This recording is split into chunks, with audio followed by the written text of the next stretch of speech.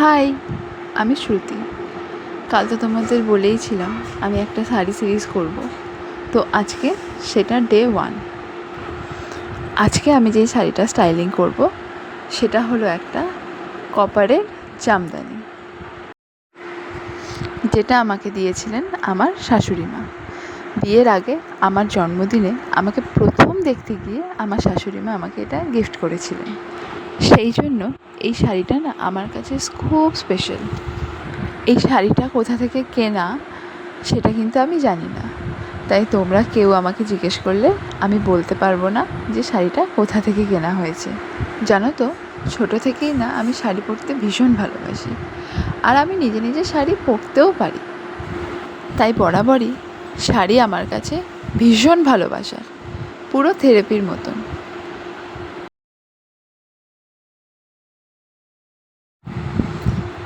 আজকে যে আমি জুয়েলারিগুলো পরবো সেগুলো সবকটাই না অরিজিনাল গোল্ডের।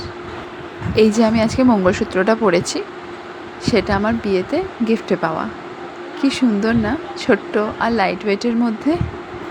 আর টিপ আর কাজল ছাড়া তো আমাদের বাঙালিদের সাজ কমপ্লিটই হয় না। তো আমি কাজলটা আগেই পরেছি, আর পরে নিলাম কপালে একটা সুন্দর ছোট্ট লাল টিপ। দেখো, আমার লুকটা কমপ্লিট হয়ে গেছে। সুন্দর লাগছে না?